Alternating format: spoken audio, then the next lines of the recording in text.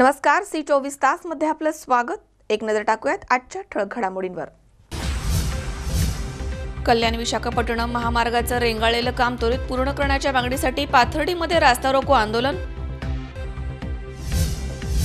श्रीगोंद्यामध्ये प्रभाग क्रमांक 9 मध्ये नागरिक अनेक समस्यांनी त्रस्त, नागरिकांनी केली नाराजी व्यक्त।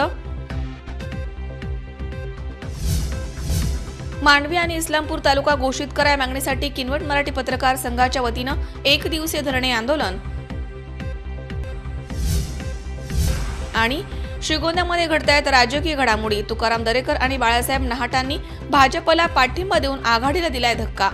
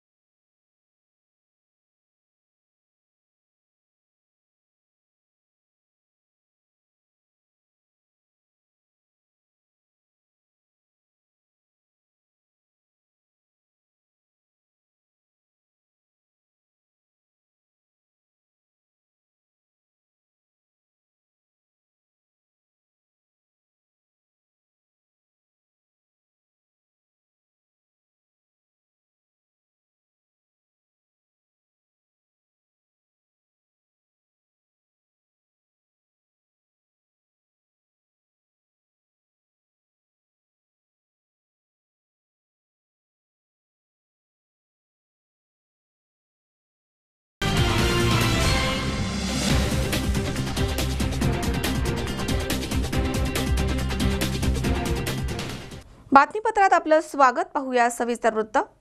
पाथर्डीमध्ये कल्याण विशाखापट्टणम राष्ट्रीय महामार्गाचे टाकळी फाटा ते मेहकरी रस्त्याचे रेंगाळलेलं काम त्वरित सुरू करावं या मागणीसाठी बुधवारी वसंतराव नाईक चौकामध्ये 1 तास रास्ता रोको आंदोलन करण्यात आलंय। पोलीस निरीक्षक रमेश रत्नपारखी यांनी यावेळी आंदोलकांना शांत केलंय। दरम्यान आश्वासनानंतर हे आंदोलन मागे घेण्यात आलंय। कल्याण विशाखापट्टणम राष्ट्रीय महामार्गाचे टाकळी फाटा ते मेहकरी रस्त्याचे रेंगाळलेले काम त्वरित सुरू करावं या मागणीसाठी बुधवारी सकाळी 10 वाजता वसंतराव नाईक चौकामध्ये सुमारे 1 तास रास्ता रोको आंदोलन करण्यात आलंय। काम सुरू केल्याशिवाय इथून हलणार नाही असा पवित्रा यावेळी आंदोलकांनी घेतला। त्यामुळे काही काळ तणावपूर्ण वातावरण निर्माण झालं होतं।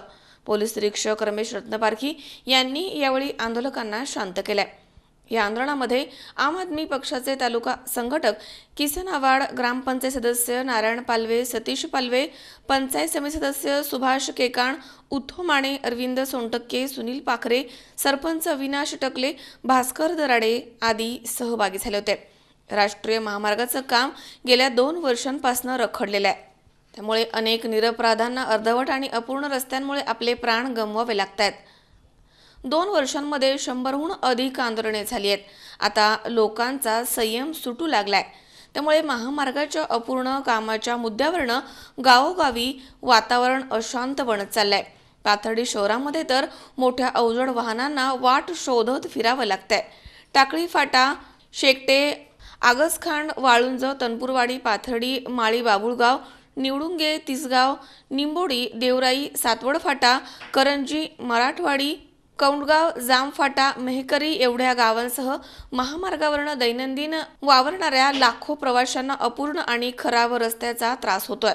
तहसीलदार नामदेव पाटील यांच्या मार्गदर्शनाखाली नायब तहसीलदार पंकज नेवसे यांनी राष्ट्रीय महामार्गाच्या अधिकाऱ्यांच्या समवेत रस्ता कामाची पाहणी करून पुढील काम सुरू करण्याचं आश्वासन दिल्यानंतर आंदोलन मागे घेण्यात आले। यावेळी पोलीस निरीक्षक रमेश रत्नपारखी यांच्या मार्गदर्शनाखाली पोलीस उपनिरीक्षक दिनकर मुंडे, हवालदार अरविंद चव्हाण, संजय आव्हाड, राहुल खेडकर, गुप्तवार्ता विभागाचे भगवान सानप, प्रवीण कुसळकर आदींनी इथे चोख बंदोबस्त ठेवला होता।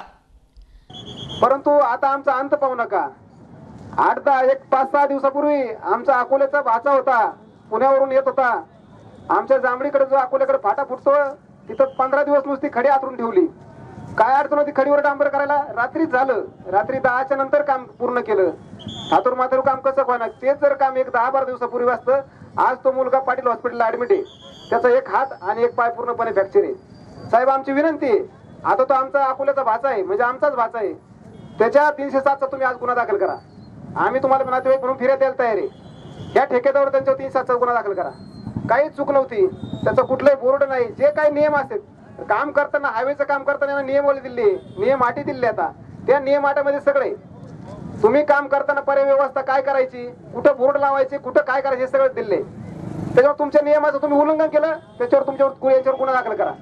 आणि किती बळी पाहिजे याचा आकडा सांगा। आम्ही आज सामूहिक आत्मदान करतो। तुमचा बळीचा आकडा पूर्ण करा आणि मग या रस्त्याचं काम सुरू करा, अशी विनंती आमची तुम्हाला।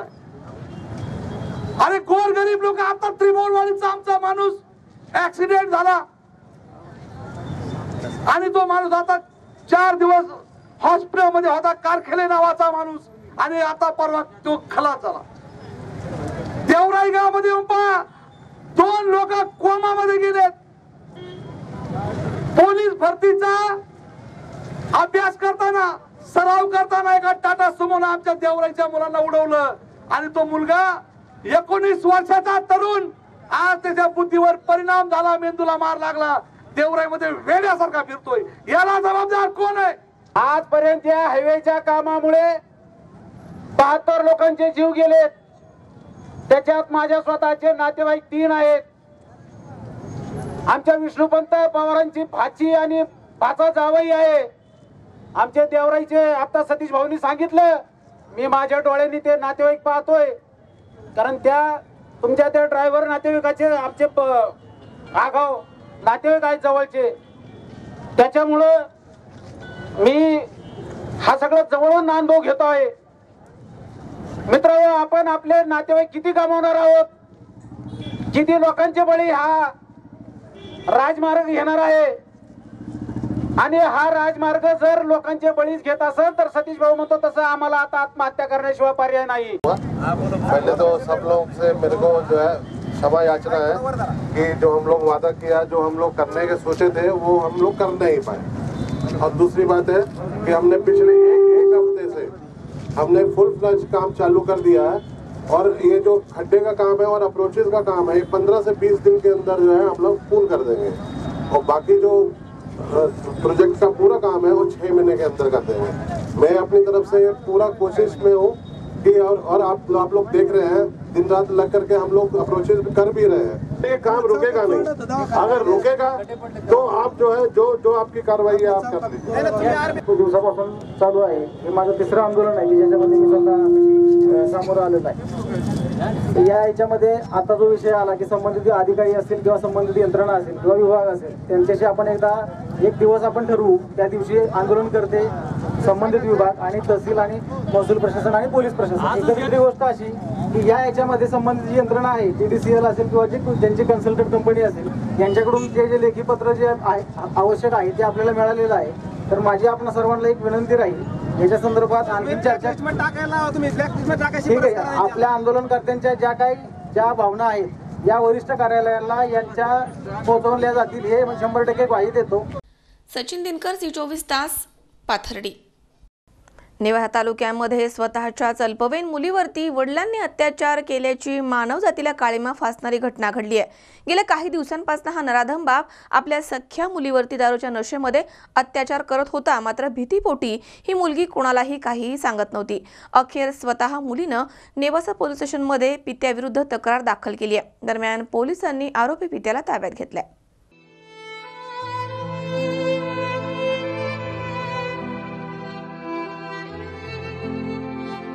नेवासा तालुक्यातील एका खेडेगावामध्ये 13 वर्षाच्या अल्पवयीन मुलीवरती तिच्याच वडिलांनी वारंवार बलात्कार केल्याची फिर्याद नेवासा पोलीस स्टेशनमध्ये स्वतः पीडितेने दाखल केली आहे. या घटनेमुळे नेवासा तालुक्यामध्ये मोठी खळबळ उडाली आहे. त्या नराधम पित्याविरोधामध्ये नेवासा पोलीस स्टेशनमध्ये गुन्हा दाखल करण्यात आला आहे. दरम्यान फिर्यादीमध्ये पीडित मुलीनं म्हटलंय की तिची आई लहानपणी मयत झाली आहे, त्यामुळे तिचा सांभाळ आजीच करते. सध्या आजी आजोबा लहान भाऊ आणि वडिलांच्या सह ती एकत्र राहते. 2 जानेवारी रोजी रात्री तिच्या वडिलांनी आजीबरोबर भांडण करून आजी आणि भावाला घराबाहेर काढलं आणि मुलीला मारहाण करून तिच्याशी अतिप्रसंग करण्याचा प्रयत्न केला.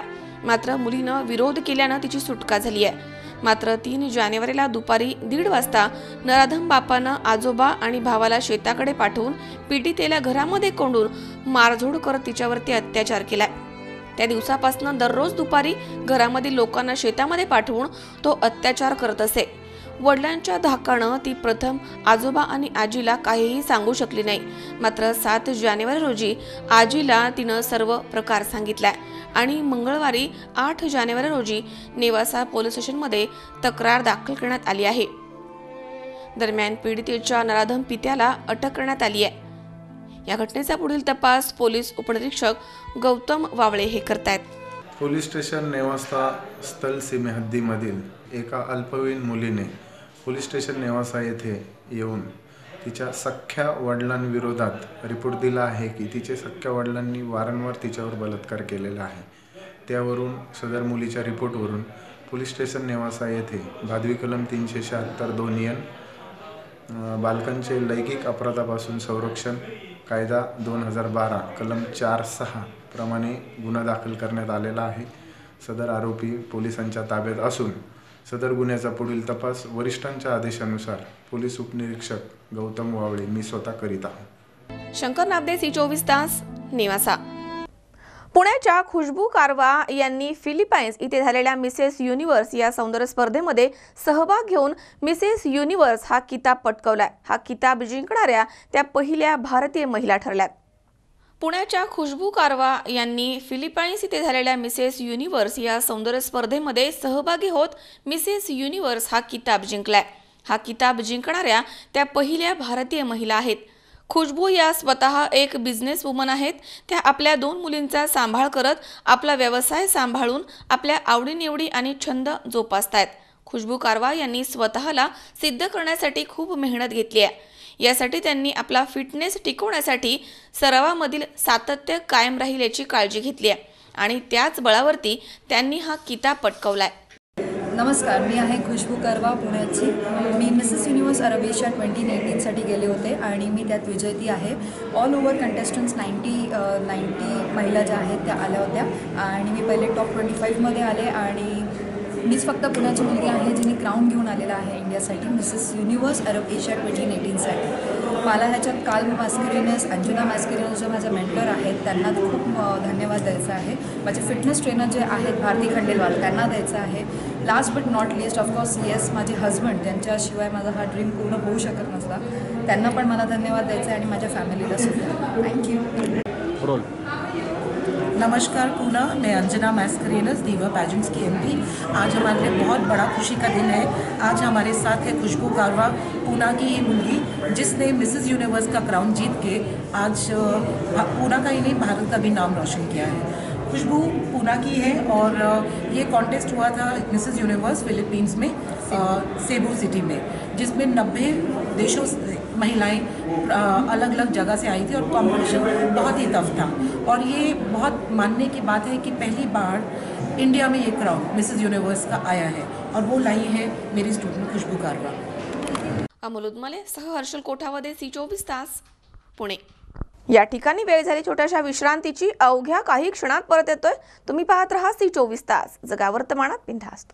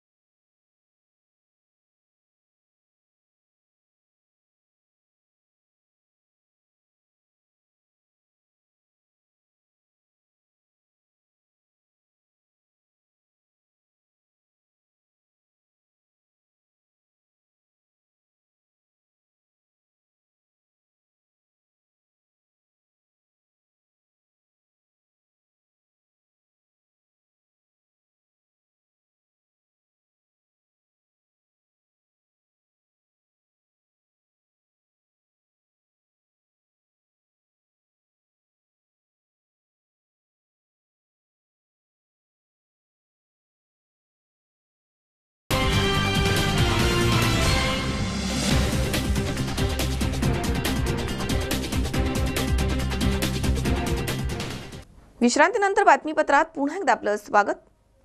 श्रीगोंद्यामधील प्रभाग क्रमांक 9 हा क्षेत्रफळाच्या दृष्टीनं सर्वात मोठा असणारा वॉर्ड आहे. मात्र तिथे नागरी समस्या देखील तेवढ्याच जास्त प्रमाणात दिसून येत आहेत आणि त्यामुळे येथील नागरिक अनेक समस्यांनी त्रस्त आहेत.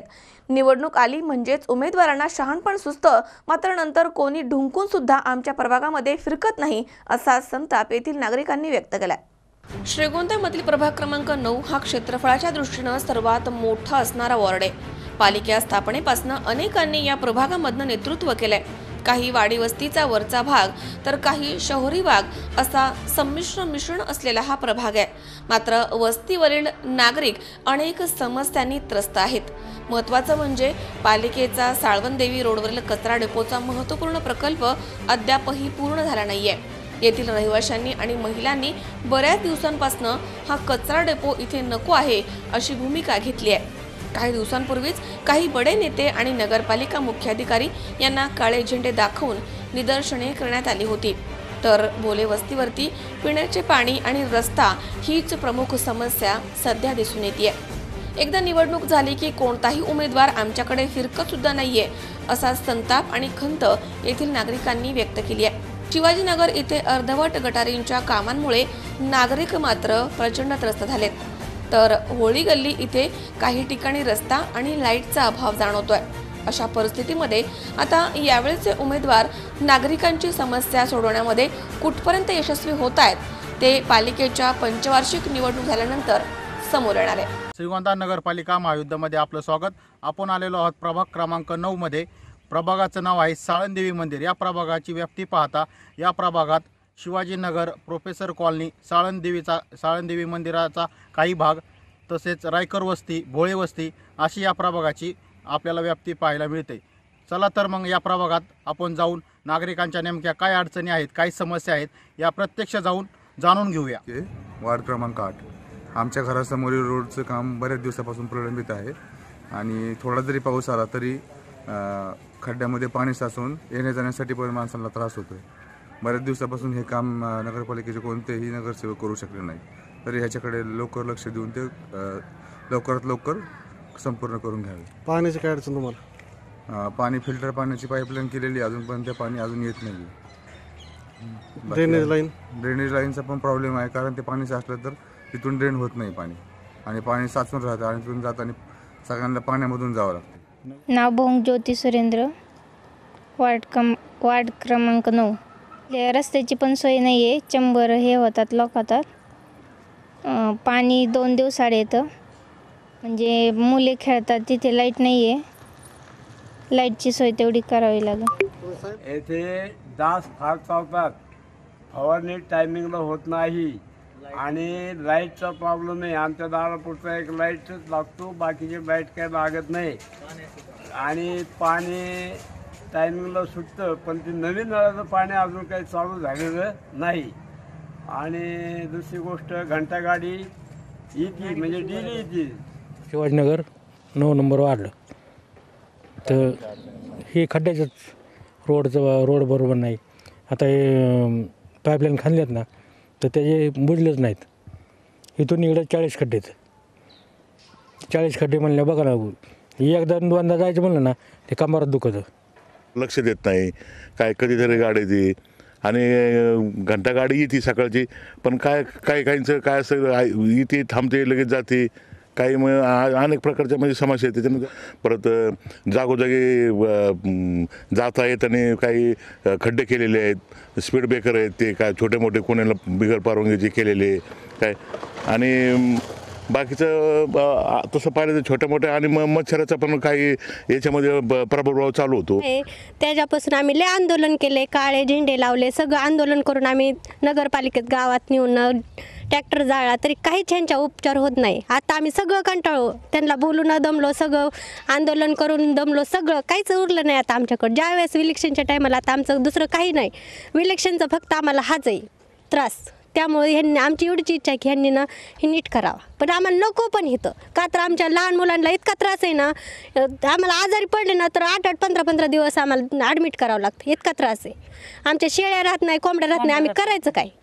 कुत्रे तरी हा इतका त्रास आहे म्हणजे ना आम्हाला एक टायमाला ना असं खायला सुद्धा भेटत नाही. पाहुणे आले ना तर आमच्या चहा सुद्धा पित नाही, इतकं नको झाले आम्हाला. आणि कारण की आम्ही यांना पण इतकं बोलून दमलो की आम्ही किती पण बोलतो, बांगड्या भरल्या ह्यांना, पर साडी चुळी सकट दिले तर ह्यांच्यात काहीच फरक होत नाही. करणार काय सांगा? नाचती सगळी. आणखीन दूर जर आला ना इतका ठसका येतोय आम्हाला, त्याच्यासाठी आम्हाला काहीच नको. आता आम्ही मतदान सुद्धा करणार नाहीत. चौकड सगळ्या व्यवस्था झाल्या तर आमच्या इकडं काहीच नाही. त्याच्यासाठी आम्ही कोणाला मतदान करणार नाही, कोणी येऊ पण नाही आमच्याकडं मागायला. आम्ही आता सगळ्यांनी ठाम ठरवलेलं आहे, कोणी येणार नाही काय नाही. ज्यानंतर आमचा प्रश्न सुटन त्यानंतर आम्ही येऊ आणि मतदान करू, आणि तोवर आम्ही कोणाला मतदान नाही करणार. काय निर्णय घेतला आणि इथं गांडूळ खत प्रकल्पासाठी मोठा निधी आणून इथं गांडूळ खत प्रकल्प राबवू असं पालिकेने ठरवलं. आणि त्यानंतर आजपर्यंत ह्या पालिकेने एकही गांडूळ आणलेलं नाही. दुसरी गोष्ट, ह्या जे कचरा डेपो आहे ह्याचा जे कंपाऊंड आहे त्याचं वॉल कंपाऊंडचं काम आम्ही 15 फूट उंचीचं, जेलची जेवढी उंची असती एवढ्या उंचीचं करू असं गेले 5 वर्ष झाले बोंबालत्यात, पण अजून एक वीट पण लावलेलं नाही. आम्ही गेलो तर ह्या मिटिंगमध्ये विषय मांडू, त्या मिटिंगमध्ये विषय मांडू, तर आजपर्यंत ह्या पालिकेने असं आम्हाला झुलवत ठेवलेलं आहे. शिक्षण जे आहे त्याच्यामध्ये आमच्या 3 वस्त्या आहेत, रायकर वस्ती, वडवकर वस्ती आणि शिंदे वस्ती. या परिसरातले नागरिक, तमाम नागरिक ह्या इलेक्शनवर बहिष्कार टाकत आहेत. मी दीपक विश्वनाथ भोळे वस्ती. आता इथून मागं निवडणूक होती, सगळं होतं, पण आता आम्ही नेमकं एका कोपऱ्यात पडतो. इथून मागचं बी पंचवार्षिकला, इथून पुढे बी आता जोडलेत ह्या पंचवार्षिकला. आम्ही एका कोपऱ्यात असल्यामुळं आमचे काय कोणचे कामं बी होत नाहीत. उमेदवारीचं बी आमच्याकडं कोण म्हणजे तिकीट कोणाला देत बी नाही, तर आम्हाला प्रत्येक वेळेस नाकार देत.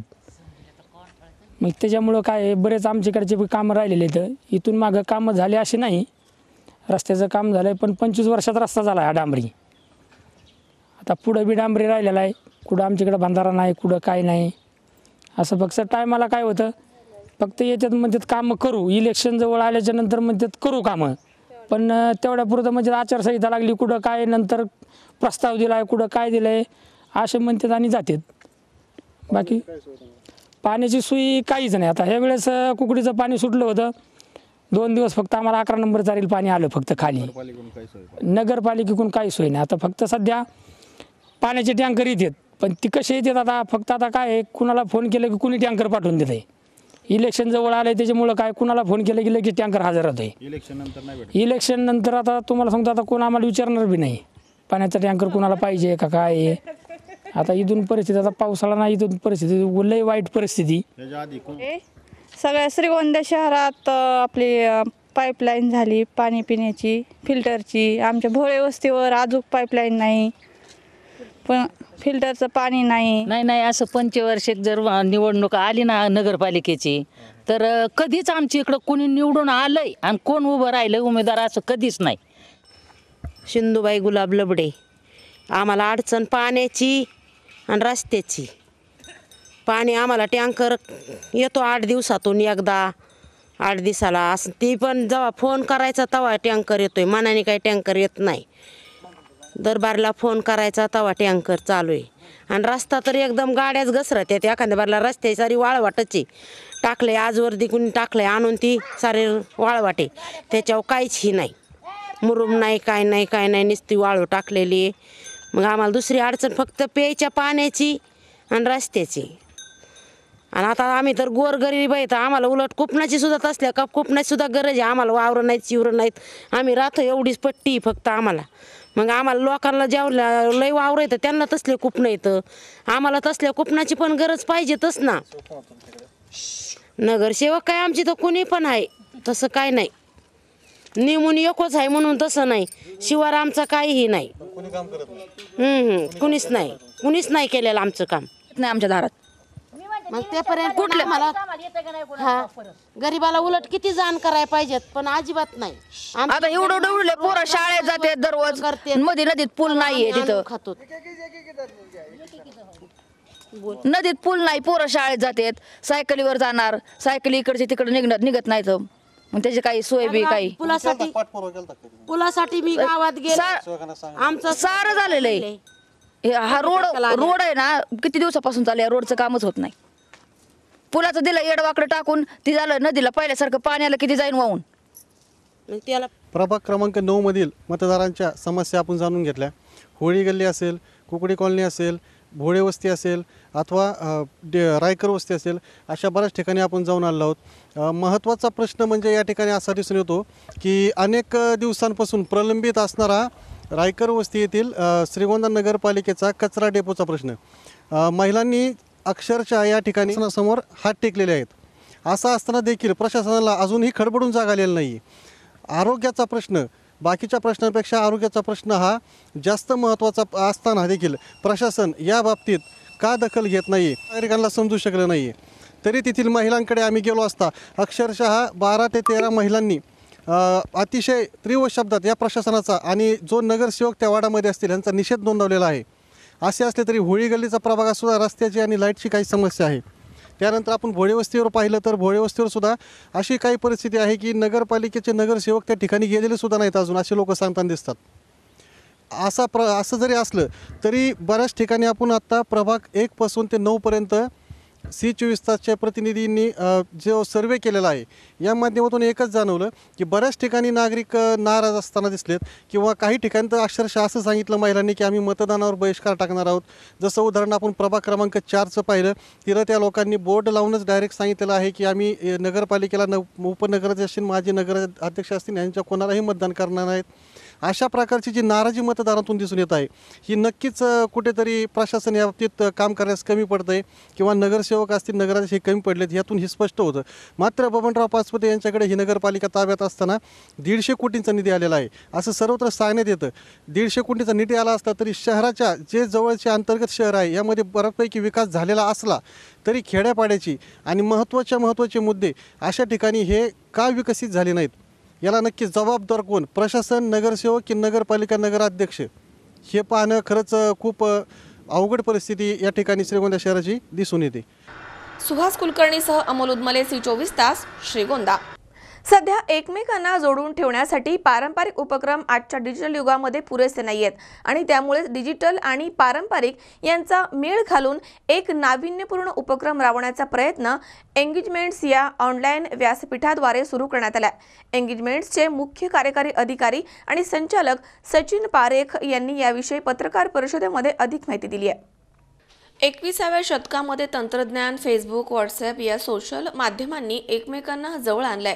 मात्र या सोशल साईटवरती वेगळं राहण्याच्या नादामध्ये आपापसामधील प्रतिबद्धता झपाट्यानं कमी झाली आहे. नातेसंबंध जपण्यापेक्षा सोशल मीडियावरती पडीक राहण्यामध्येच त्यांचा अधिक वेळ जातोय आणि त्यामधनंच स्वमग्नतेकडे आणि नैराश्य येण्याचे प्रकार सुरू झाले आहेत. सध्याच्या टेक्नोसेव्ही या सवयीचा लाभ घेत लोकांना एकमेकांमध्ये गुंतवण्याचा प्रयत्न पुण्यामधील एंगेजमेंट्स या ऑनलाईन व्यासपीठाकडून केला जातोय, अशी माहिती एंगेजमेंट्सचे मुख्य कार्यकारी अधिकारी आणि संचालक सचिन पारेख यांनी पत्रकार परिषदेमध्ये बोलताना दिली आहे। या प्रसंगी मुख्य उत्पादन अधिकारी सतीश बोरा, सरव्यवस्थापक आरती साठे इथे उपस्थित होते। कोणत्याही संस्थेच्या कार्यक्षमतेमध्ये व्यवस्थापन, कर्मचारी, सहकारी, ग्राहक यांच्यामधील नातं महत्त्वपूर्ण असतं। एकमेकांना जोडून ठेवण्यासाठी पारंपरिक उपक्रम आजच्या डिजिटल युगामध्ये पुरेसे नाहीयेत आणि त्यामुळे डिजिटल आणि पारंपरिक यांचा मेळ घालत नाविन्यपूर्ण उपक्रम राबवण्याचा प्रयत्न एंगेजमेंट्सनं हाती घेतलाय। संस्थेमधील वातावरण खेळीमेळीचं आणि संवादाचं राहावं यासाठी एंगेजमेंट्सकडनं संशोधनाअंती गेमिफिकेशन हे व्यासपीठ तयार करण्यात आलं आहे। संस्थेअंतर्गत सहकाऱ्यांची चांगली टीम राहण्यासाठी गेमिफिकेशन उपयुक्त ठरणार आहे, असं पारेख यांनी सांगितलंय। हाय, एंगेजमेंट्स हा एक एम्प्लॉई एंगेजमेंट, कस्टमर एंगेजमेंट आणि पार्टनर एंगेजमेंटचा प्लॅटफॉर्म आहे, डिजिटल प्लॅटफॉर्म आहे। एम्प्लॉई एंगेजमेंटच्या ह्याच्यासाठी we have actually researched a lot with lot of HR आणि गेले काही वर्ष आम्ही त्याच्यावर रिसर्च करून हा बनवलेला आहे। बरेच हे याचा वापर करत आहेत आणि engagements.com ह्या वेबसाईटवर ही सगळी माहिती आणि व्हिडिओज वगैरे अवेलेबल आहे। सर, कशा पद्धतीने असणार आहे, म्हणजे लोकांसाठी कशासाठी किंवा HR लोकांसाठी जॉईन होण्यासाठी कशा पद्धतीने? HRनी हा प्लॅटफॉर्म त्यांच्या एम्प्लॉईजसाठी वापरायचा आहे। एम्प्लॉईजसाठी ते वेगवेगळ्या पिकनिक्स, ट्रिप्स वगैरे अशा करत असतात, पण त्याच्यामध्ये फिजिकल ॲक्टिव्हिटीजमध्ये खूप लॉजिस्टिक्स इन्वॉल्ड आहेत आणि त्याच्यामुळे नंबर ऑफ ॲक्टिव्हिटीज तेवढ्या होत नाही। तर डिजिटल प्लॅटफॉर्ममध्ये आम्ही गेमिफिकेशन वापरलेलं आहे, त्याच्यामुळे ते एकदम जॉयफुल आहे। पण त्याचबरोबर आम्ही ही गेम म्हणून करत नाही आहोत, त्याच्यामुळे याच्यावर लोकांचा जास्त वेळ हा वाया जात नाही। फक्त डिजिटल प्लॅटफॉर्म हा एक ट्रिगर म्हणून वापरला जातो to trigger the actual conversation between employees, between the organisation and employees. जी काही ऑनलाईन तुमची लीग आहे ती ड्रीम 11च्या धर्तीवर अशी काही बनवण्यात आलेली आहे? ड्रीम 11 हे एक गेम आहे आणि तो गेमिंग प्लॅटफॉर्म आहे। तर त्यांचं डिझाईन असं आहे की जास्तीत जास्त लोकांनी जास्तीत जास्त वेळ त्यांच्या प्लॅटफॉर्मवर राहावं, वेअरएज आमचा पर्पज एकदम उलटा आहे। We have made it very simple की जे क्रिकेट फॅनॅटिक नाही आहेत त्यांनाही हे जमावं अशी ही क्रिकेट आहे आमची। आणि क्रिकेट सोडून आणि फुटबॉल वगैरे सोडून आमच्याकडे क्विज, एम्प्लॉई सॅटिस्फॅक्शन सर्वे असे वेगवेगळे बौद्धिक खेळ सुद्धा आहेत जे ड्रीम 11कडे नाही आहेत। सर, ऑलरेडी तुमची प्रिव्हियस क्लायंट्स किती आहेत? क्लायंट्सची नावं आम्ही अशी रिव्हील करू शकणार नाही, पण बरेचसे क्लायंट्स पुणे आणि इंटरनॅशनल लेवलला आमच्याकडे आहेत। अमोल उदमले सह हर्षल कोठावदे, C24 तास, पुणे। मुळशी तालुका पत्रकार संघाच्या अध्यक्षपदी दैनिक पुढारीचे पिरंगुट येथील वार्ताहर विनोद माझिरे यांची बिनविरोध निवड करण्यात आली आहे। जागतिक पत्रकार दिनाचं औचित्य साधून आयोजित करण्यात आलेल्या बैठकीमध्ये ही निवड प्रक्रिया पार पडली आहे। पत्रकार बांधवांच्या समस्या सोडवण्यासाठी सातत्याने माझा पुढाकार असेल, असे माझिरे यांनी यावेळी सांगितले। मुळशी तालुका पत्रकार संघाच्या अध्यक्षपदी दैनिक पुढारीचे पिरंगुट येथील वार्ताहर विनोद शांताराम माझिरे यांची बिनविरोध निवड करण्यात आली आहे। जागतिक पत्रकार दिनाचे औचित्य साधून आयोजित करण्यात आलेल्या बैठकीमध्ये विनोद माझिरे यांची अध्यक्षपदी बिनविरोध निवड झाली आहे। तसेच कार्याध्यक्षपदी दैनिक प्रभातचे प्रवीण सातव, उपाध्यक्षपदी दैनिक प्रभातचे नितीन डेरे, सचिवपदी दैनिक प्रभातचे विजय वरखडे तर खजिनदारपदी दैनिक पुढारीचे दीपक सोनोने यांची देखील बिनविरोध निवड करण्यात आली आहे। यावेळी संघाचे मुख्य सल्लागार आणि माजी अध्यक्ष जितेंद्र गोळे, सदस्य बंडू दातीर, राजेंद्र गवळी, राम गायकवाड, गोरख माझिरे, तेजस जोगावडे, गणेश अभिमाने इथे उपस्थित होते। मुळशी तालुक्यामधील समस्यांना वाचा फोडणार असून पुढील काळामध्ये पत्रकार बांधवांच्या अडीअडचणी सोडवण्यासाठी प्रयत्न करणार, असं निवडीनंतर विनोद माझिरे यांनी सांगितले। मुळशी तालुका पत्रकार संघाचे सर्व सन्माननीय सदस्य, त्याच्यामध्ये आपले मार्गदर्शक जितेंद्र गोळे सर, राजेंद्र गवळी सर, बंडू दातीर सर, त्याच्यानंतर आपले दीपक सोनवणे, विजय वरखडे, प्रवीण सातव, नितीन डेरे, गणेश अभिमाने, गोरख माजिरे या सर्वांचे मी आभार मानतो. आपण मला काम करण्याची संधी दिली, माझी निवड केली, त्याबद्दल सर्वांचे मनपूर्वक आभार. माझ्या 2 वर्षाच्या कार्यकाळामध्ये जे काही मला पत्रकार संघासाठी तसेच मुळशी तालुक्यासाठी समाजासाठी जे काही करता येईल तेवढं मी 100% प्रयत्न करेल. तसंच या 2 वर्षाच्या कार्यकाळामध्ये तुमचं मला सर्वांचं सहकार्य मिळावं ही अपेक्षा. धन्यवाद. गणेश अभिमाने, C24 तास, मुळशी. या ठिकाणी पुन्हा एकदा वेळ झाली छोट्याशा विश्रांतीची. अवघ्या काही क्षणात परत येतोय. तुम्ही पाहत राहा C24 तास, जगा वर्तमानात बिनधास्त.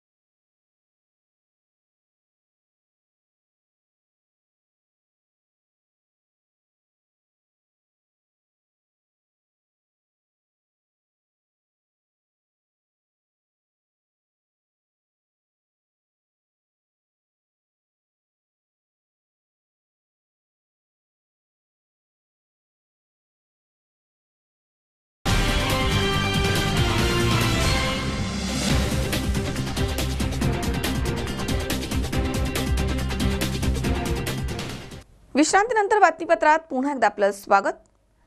किनवट जिल्ह्यासह मांडवी आणि इस्लामपूर तालुका घोषित करा या प्रमुख मागणीसाठी मराठी पत्रकार संघ किनवटच्या वतीनं 9 जानेवारी रोजी मांडवी इथे 1 दिवसीय धरणे आंदोलन करण्यात आले. दरम्यान आंदोलनाला सर्वपक्षीय नेते, पदाधिकारी, कार्यकर्ते यांनी पाठिंबा दिला. किनवट जिल्ह्यासह मांडवी आणि इस्लामपूर तालुका घोषित करा या प्रमुख मागणीसाठी मराठी पत्रकार संघ किनवटच्या वतीनं 9 जानेवारी रोजी मांडवी इथे 1 दिवसीय धरणे आंदोलन करण्यात आले.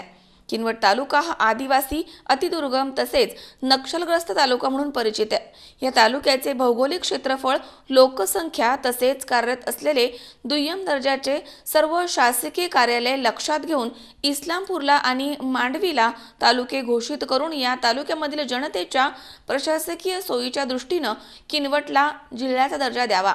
यासाठी मांडवी इथे मराठी पत्रकार संघाच्या वतीनं 1 दिवसीय धरणे आंदोलन करण्यात आले. या 1 दिवसीय धरणे आंदोलनामध्ये सर्वपक्षीय नेते, पदाधिकारी, कार्यकर्ते यांनी आपला पाठिंबा दिला आहे. या पाठिंब्याला माजी महसूल मंत्री DB पाटील, माजी आमदार भीमराव केराम, श्यामभारती महाराज, जिल्हा परिषद उपाध्यक्ष समाधान जाधव, भाजपचे नेत्या संध्याताई राठोड, प्रफुल्ल राठोड, धरमसिंग राठोड, राष्ट्रवादीचे अनिल पाटील कराळे, दत्तराव मोहिते, राहुल नाईक, विनोद राठोड, नवीन भाऊ राठोड, कैलास राठोड, माजी जिल्हा परिषद सदस्य बंडूसिंग नाईक, शिवसेनेचे सचिव नाईक, धनलाल पवार, कुंदन पवार, मोहन राठोड, माकपचे अर्जुन आडे, मनसेचे नितीन भाऊ मोहरे, अरविंद राठोड, जितेंद्र कांबळे यांच्यासह नेते, पदाधिकारी आणि कार्यकर्ते उपस्थित होते. पत्रकार संघाच्या एकदिवसीय धरणे आंदोलनामध्ये नांदेड पत्रकार संघाचे जिल्हा उपाध्यक्ष प्रदीप वाकोडीकर, किशन भोयर, किशनराव किनवटकर, के मूर्ती, राघू मामा, किरण किनवटकर, किनवट तालुका पत्रकार संघाचे अध्यक्ष दुर्गादास राठोड, सचिव गौतम कांबळे, त्र्यंबक पुनवटकर, सुनील श्रीमणवार, किरण ठाकरे, ईश्वर जाधव, परमेश्वर पेशवे, प्रमोद पाहुरकर, जगदीश सामनपल्लीवार, मझहर शेख, साजिद खान, दिनेश चव्हाण, सचिन जाधव यांच्यासह तालुक्यामधील पत्रकार बांधव या धरणे आंदोलनामध्ये सहभागी झाले होते. किनवटला जिल्हा, इस्लामपूर आणि मांडवी हे 2 तालुके झाले पाहिजे यासाठी किनवट मराठी पत्रकार संघाच्या वतीने हा आंदोलन होता. आज सर्वप्रथम मी मांडवी परिसरातील सर्व नेते, सर्व नागरिक व विविध संघटनेचे पदाधिकारीचे आभार व्यक्त करतो. त्यांनी प्रचंड असा प्रतिसाद देऊन हा आंदोलन यशस्वी केलेला आहे. भविष्यात सरकारला आम्ही जागे करण्यासाठी हा आंदोलन आहे. 26 तारखेला जर आंदोलनाची दखल घेऊन राज्य सरकारने किनवटला जिल्हा आणि इस्लामपूरला मांडवी तालुका जर केला तर आम्ही पुढे आंदोलन करणार नाही. आणि जर हा जिल्हा जर घोषित न झाल्यास तीव्र स्वरूपाचा पुढील आंदोलनाची दिशा आमची राहील.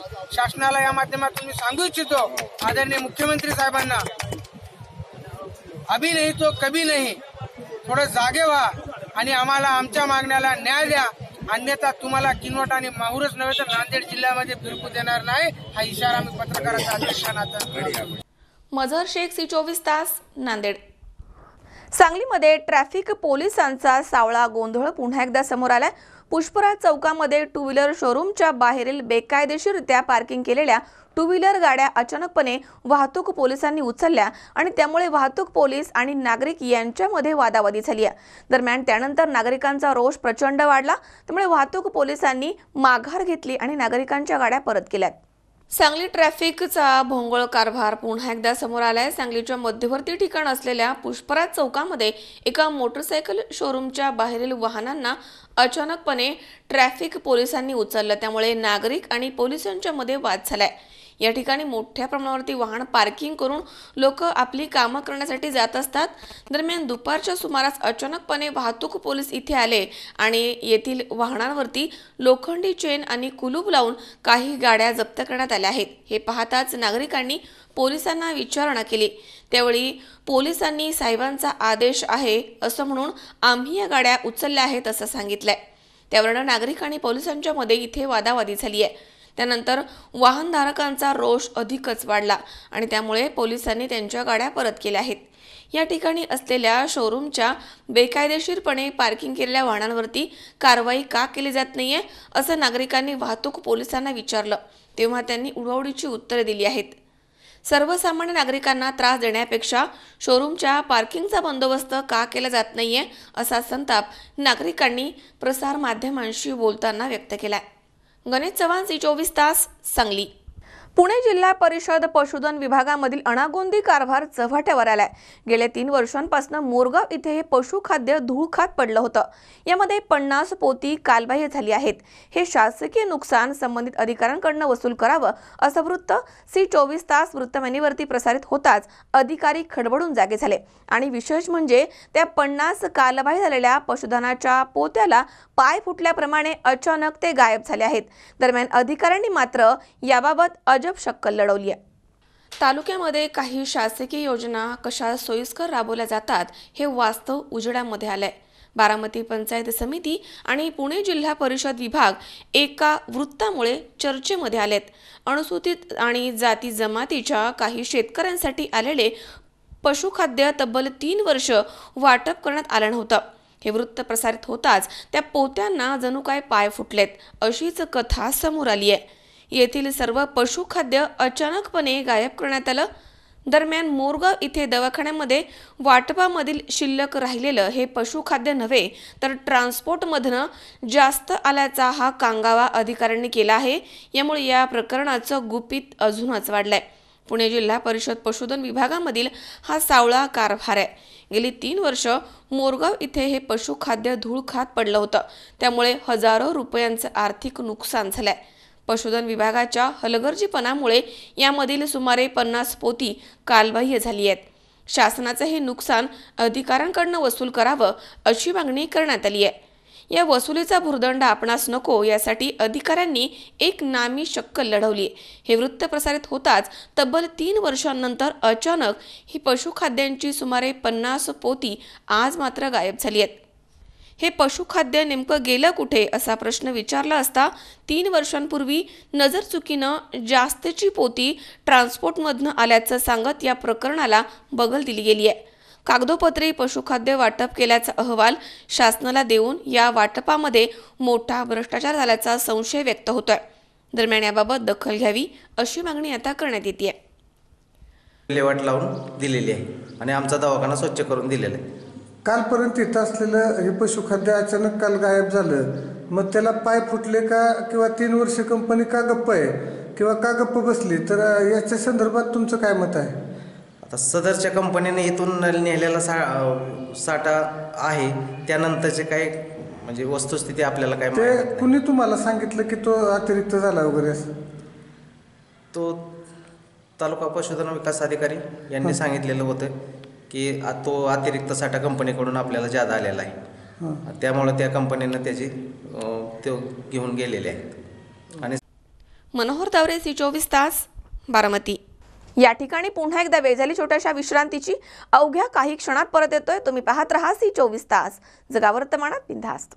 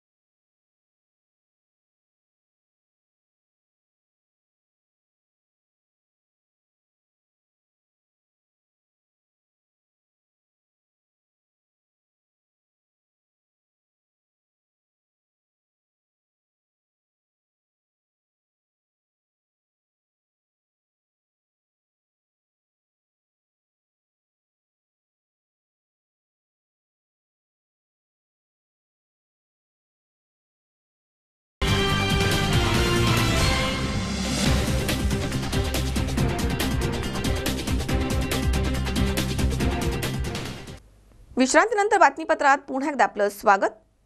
श्रीगोंदा नगरपालिकेच्या निवडणुकीच्या रणधुमाळीमध्ये अनेक महत्त्वाच्या हालचालींना वेग आलाय. भाजपमधील ज्येष्ठ नेते बाळासाहेब भोस आणि विद्यमान नगराध्यक्ष मनोहर पोटे यांनी पक्षत्याग करून काँग्रेस राष्ट्रवादीमध्ये ते सहभागी झालेत. दरम्यान आता निवडणूक चुरशीची होणार असं दिसून येत आहे. श्रीगोंदा नगरपालिकेच्या निवडणुकीचा बिगुल वाजलाय. त्यानंतर शहरामधील राजकीय पटलावरती मोठी उलथापालथ झाली आहे. भाजपमधील ज्येष्ठ नेते बाबासाहेब भोस आणि विद्यमान नगराध्यक्ष मनोहर पोटे यांनी पक्षत्याग करत काँग्रेस राष्ट्रवादीच्या आघाडीमध्ये सहभागी झालेत. पोटे भोस यांच्या पक्षत्यागानं अस्वस्थ झालेल्या भाजप नेत्यांनी 2 दिवसांमध्ये भूकंप करू अशी वल्गना केली आणि आज आघाडीमधील प्राध्यापक तुकाराम दरेकर आणि बाजार समितीचे माजी सभापती बाळासाहेब नहाटा यांनी भाजपला पाठिंबा देऊन आघाडीलाच धक्का दिलाय. नहाटा यांनी त्यांचे बंधू भरत नहाटा यांना भाजपच्या चिन्हावरती प्रभाग क्रमांक 7 मधनं उमेदवारी देऊन पाचपुते यांच्याशी जवळीक साधली आहे. मात्र आपण भाजपमध्ये प्रवेश करणार नसल्याचं त्यांनी जाहीर केलंय. श्रीगोंदा नगरपालिकेच्या निवडणुकीमध्ये आम्ही श्रीगोंदा तालुका विकास आघाडीच्या वतीनं या ठिकाणी भारतीय जनता पार्टीला आम्ही पाठिंबा दिलेला आहे. त्याचं कारण असं आहे की राजेंद्र नागवडेंनी 10 नगरसेवक काँग्रेस राष्ट्रवादीचे असताना त्यांचा नगराध्यक्ष होऊ न देता 2 एकर जमिनीसाठी मनोहर पोटेंना नगराध्यक्ष केलं. आणि अनेक वेळा स्वतःच्या स्वार्थासाठी पाडपाडीचं राजकारण आणि कुरघोडीचं राजकारण राजेंद्र नागवडे सातत्याने करत आले. म्हणून त्याला कंटाळून आम्ही या ठिकाणी हा पवित्रा घेतलेला आहे. आणि विशेषतः श्रीगोंदा नगरपालिकेच्या कारभारावर काँग्रेस आणि राष्ट्रवादीचे नेते सातत्याने बोलायचे की भ्रष्टाचार होतो आहे, कामं चांगली होत नाही. आणि असा कारभार होत असताना कारभारीच स्वतःच्या पक्षात घेतला आणि त्याला नगराध्यक्ष केलं. म्हणजे ज्याला कसं करप्शन करायचं हे चांगलं माहिती आहे अशा अनुभवी माणसाला पक्षात घेऊन त्या ठिकाणी एक प्रकारे भ्रष्टाचारालाच पाठिंबा देण्याचं काम काँग्रेस आणि राष्ट्रवादीच्या नेत्यांनी केलेलं आहे. आणि या सगळ्या गोष्टीला आणि या प्रवृत्तीला कंटाळून आम्ही बबनराव पाचपुते यांना या ठिकाणी पाठिंबा देण्याचा निर्णय आम्ही श्रीगोंदा नगरपालिकेच्या निवडणुकीमध्ये या ठिकाणी घेतला. आणि आम्हाला जवळपास 4 जागा या ठिकाणी मिळालेल्या आहेत. वार्ड नंबर 1मध्ये मधुआप्पा कणेरकर आणि कुमार लोखंडे आणि प्राध्यापक तुकाराम दरेकर यांचा मुलगा संतोष आणि आमचे बंधू भरत शेठ असे 4 उमेदवार आम्ही आघाडीच्या चिन्हावर या ठिकाणी उभे केलेले आहेत.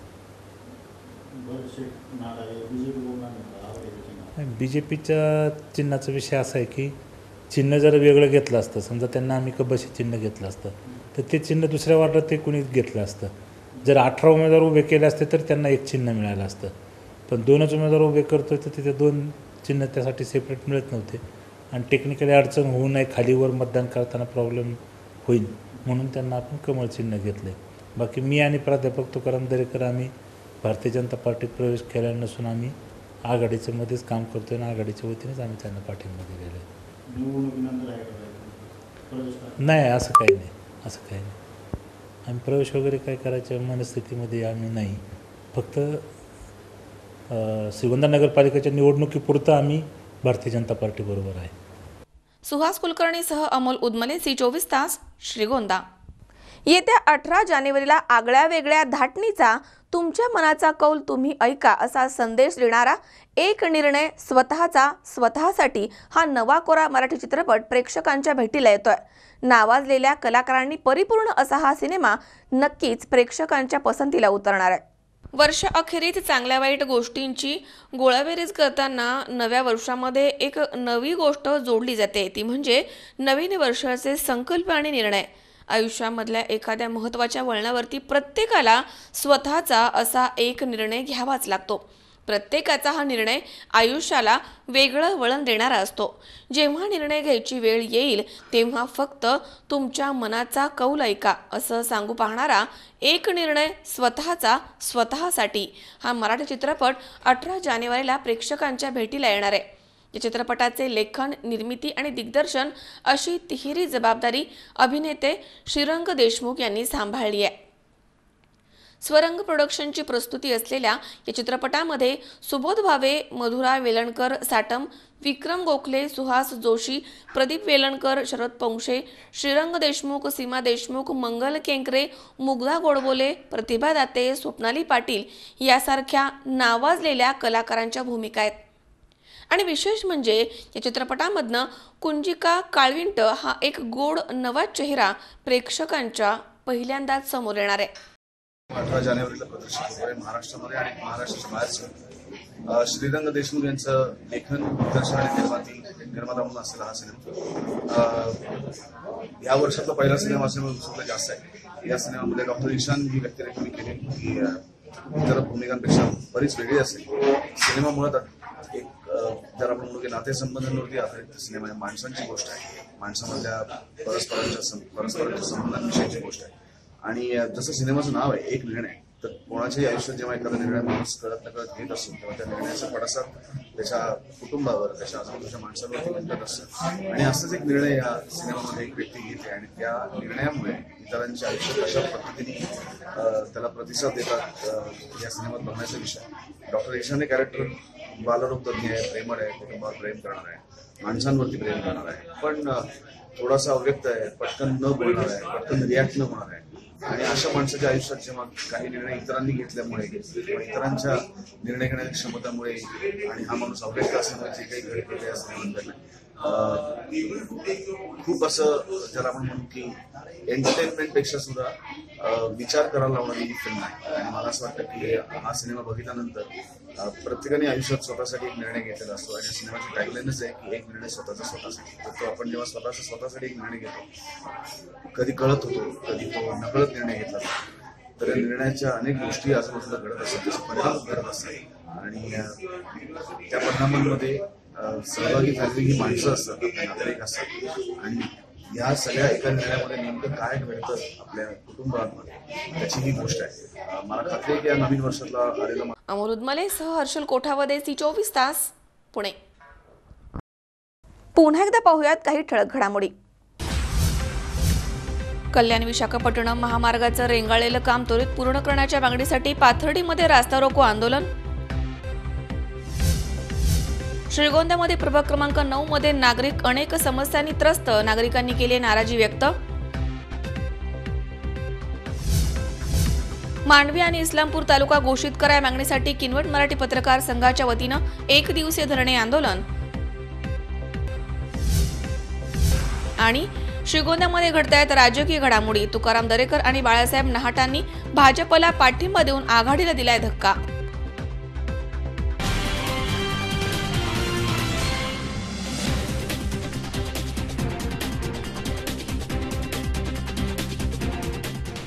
याचबरोबर बातमीपत्रात आज वेळ झाली इथेच थांबण्याची. ताज्या अपडेटसाठी बघत रहा सी24 तास. जगावर्तमानात बिनधास्त.